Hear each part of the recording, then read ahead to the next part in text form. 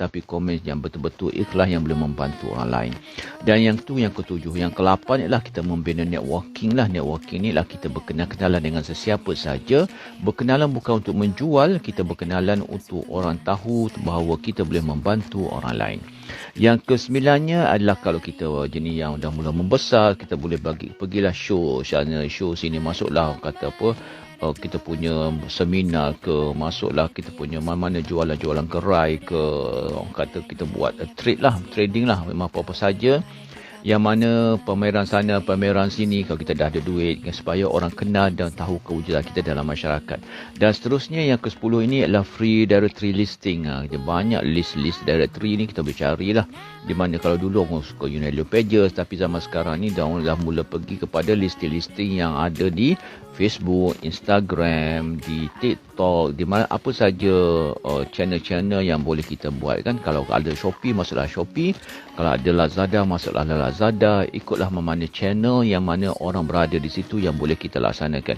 Itu antara 10 yang biasanya dibuat oleh orang, dan kita boleh tengoklah apakah lagi free marketing, zero marketing yang ada yang boleh kita terokai. Dan benda ini semakin banyak sekarang channel-channel yang memberikan secara free zero marketing untuk kita masuk dan kita menjual dan kita menjadikan produk kita itu sesuatu produk yang orang nampak kita berada di pasaran. Bukan saja produk, juga servis kita.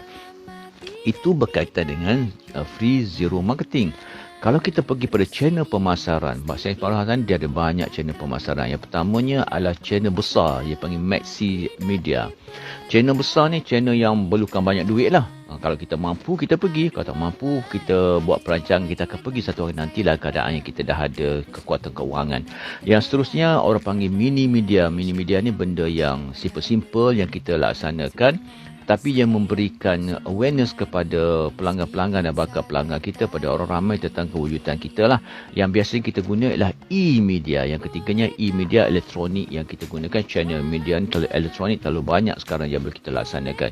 Dan seterusnya dia panggil juga info media, dia panggil human media, dan juga dia panggil bukan media, yang akhirnya ialah kepribadian syarikat itu. Maknanya yang pertama maxi media, yang keduanya adalah mini media, yang ketiga adalah e-media, yang keempatnya adalah info media, yang kelimanya adalah human media, yang keenam adalah bukan media, maknanya channel lain, yang ketujuhnya adalah kepribadian syarikat, ciri syarikat dan juga sikap syarikat yang kepada pelanggan, dan juga yang akan mengambil hati pelanggan lah. Okey, kita pergi yang pertama. Yang pertama ialah maxi media ataupun media yang maksimum, yang besar. Apakah media yang besar? Contohnya periklanan yang besar-besar yang perlukan banyak duit kan. Sekarang orang dia buat periklanan yang besar-besar ni, ada orang meletakkan RM10,000, RM20,000, RM100,000 ke atas. Kerana apa? Mereka tahu reward yang mereka akan dapat nanti ialah 6 kali ganda, 10 kali ganda daripada duit yang mereka letak dah. Ini merupakan kalau orang yang punya duit lah.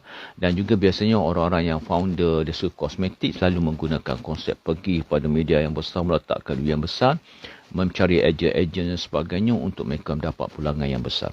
Itu yang pertama. Yang keduanya direct mailing service lah. Kalau sebelum ini ada juga yang jenis menghantar-hantar ni.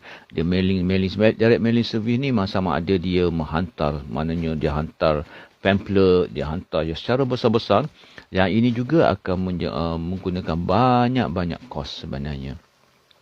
Ada juga orang yang iklan di radio. Iklan di radio pun kita tahu kan, waktu premiumnya itu, waktu premiernya, waktu utamanya bila nak air, waktu yang biasa, itu semua ada kos-kos. Satu saat, 2 saat, 3 saat, 1 minit, itu semua ada kos-kos dia tertentu, yang mana kos juga besar, dan bagi mereka yang ada duit boleh pergi ke situ lah. Tengok juga market, lokaliti dan juga production yang kita ada.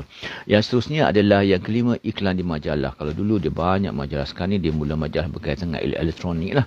Kalau dan juga billboard ni pun kena tengok juga produk kita ni produk yang satu Malaysia, produk kita produk satu Semenanjung, satu Sabah sampai ke Sabah Sarawak. Produk dan servis kita ni ataupun lokaliti yang kita tengoknya, jangan pula kita syok letak billboard daripada Johor sampai ke utara, sedangkan produk kita hanyalah di Shah Alam saja kan yang kita boleh mampu untuk edarkan. Kita tengok juga keadaan ini kan, mana jangan shock dengan billboard yang seperti mana dia cerita oleh sifu-sifu yang hebat-hebat, sebab sifu hebat cerita untuk timnya yang dah besar. Kita pula shock sendiri sanggup belanja RM10,000